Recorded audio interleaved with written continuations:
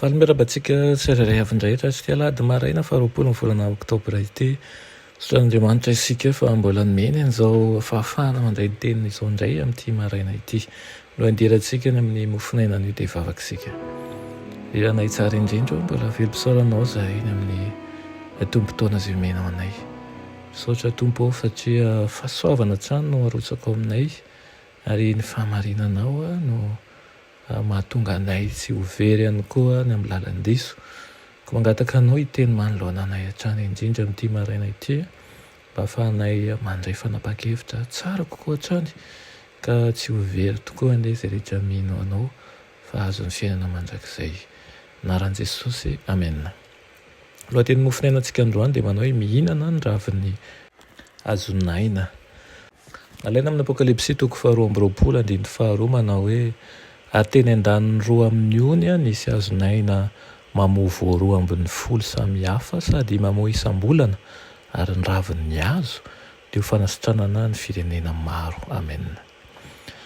Tsy maintsy miandry ho tafafindra any an-danitra ve sika vao hinana ny ravin'ny hazonaina izay mandray ny teny Kristy eo am-pony dia mahalala ny atao hoe mihinana ny ravin'ny hazonaina.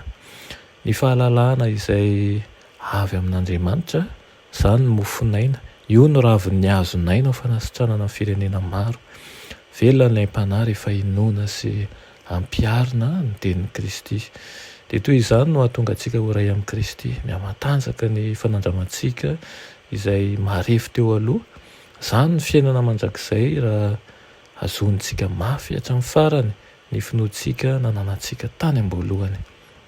Manadio antsika ho afaka amin'ny fahalotoana rehetra ny fahamarinana ary manomana ny fanahy amin'ny fanatrehan'i Kristy izany. Manjary ao anatintsika i Kristy izay fanantenana ny voninahitra.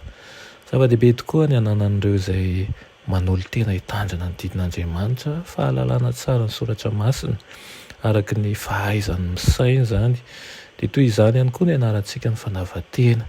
Toy izany ihany koa no anarantsika ny fahatokiana tanteraka amin'Andriamanitra amin'ny fampiasana ny hafananany.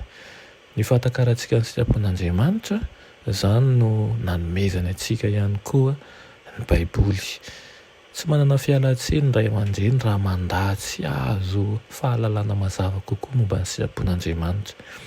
Izany ihany mantsy no fomba ahafahana mitondra ny zanany ho any an-danitra. Rahalahy, ranabavy, adidinareo ny mahatakatra ny fitakian'Andriamanitra eo amin'ny ankohonana misy anareo.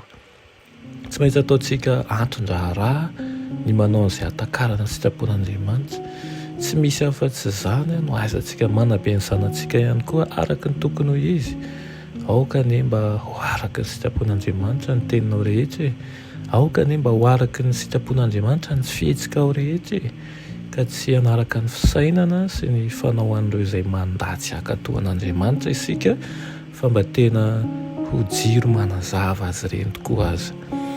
Tsy misy tsiny ny lalàn'i Jehovah, mamelombelona ny fanahy izy ho zeziny salama ary tsy misy tsy nomen'Andriamanitra n'izay rehetra ilainy zanany mba hampazava ny sainy. Tsy misy fialan-tsiny ho an'ny mpandika lalàna izany, tsy afaka ilaza izy hoe izay ny tsy nampahafantariny na koa hoe tsy fantarina mazava ny lalana mankany an-danitra, fa Jesosy mihitsy no efa nilaza manao hoe izao no lalana sy fahamarinana ary ny fiainana. Eo amintsika izany no lakile fananantsika. Eo amintsika ihany koa ny lakile ho an'ny tokantrano misy antsika.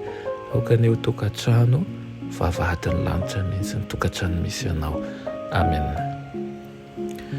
Ianay tsara indrindra mbola velom-pisaoranao izahay ny amin'izany teninao izany.